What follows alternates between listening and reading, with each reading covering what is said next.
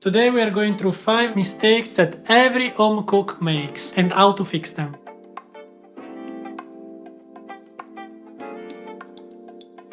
These are mistakes that I also used to make a lot when I started cooking. That's why I want to show you how to fix them so that you can level up your cooking game. Number 4 is the most important mistake and number 5 is the most ignored one. So if you only want to watch a part of the video, make sure you watch that part. The number 1 mistake that I see many home cook make is they never dry the ingredients before pan frying them.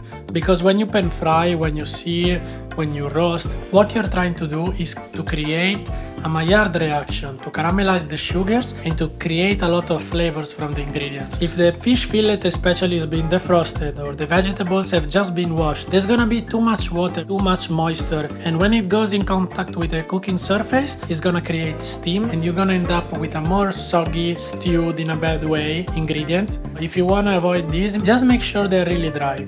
Second mistake that most home cook makes, they don't keep in mind different cooking temperatures and times for different ingredients. All the ingredients are unique and they all have different. If you're not careful of their cooking times, you're gonna end up with something burnt and something still raw. So maybe you wanna saute the onion and then put them on the side, take them off the pan, and then add your pumpkin to the pan, and then once the pumpkin is almost ready, you can put the onion back in. Try to cook things separately for the best cooking results. Third mistake that almost every home cook makes is overcooking their vegetables. Overcooking ingredients is never the right thing to do, but especially vegetables, you wanna aim for al dente texture. When you overcook the vegetables, you're not only losing all the nutrients, you're also losing the color, the appearance, and the flavor. They become mushy, they become stinky, and nobody likes them. Boil them quickly, and as soon as they get bright in color, that's when you want to take them out. Enjoy them straight away, or if you want to preserve their color because you're gonna eat them later on,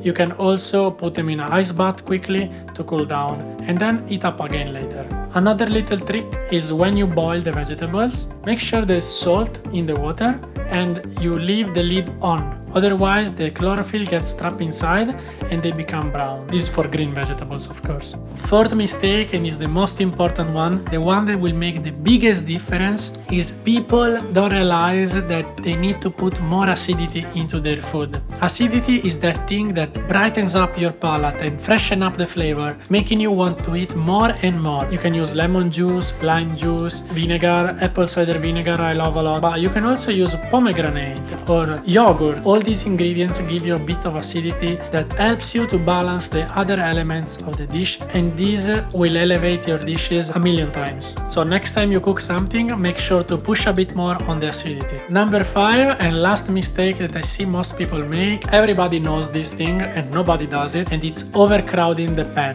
When you put too much stuff inside a pan, it's never gonna cook properly. Cook in batches so that every ingredient has time to breathe and you can actually color the ingredients, because if you're trying to pan fry something and you overcrowd them, the steam is gonna get trapped inside and it can't escape and you end up with something soggy and mushy rather than with some color and some flavor on it. I hope you guys found this video useful. Make sure you check this recipe of mine. This was my most viral recipe on Instagram. There's gonna be a lots of these techniques we discussed. It's plant-based, it's gluten-free, it's very different and unusual, so make sure you check that one out and I will see you guys in the next video. Ciao!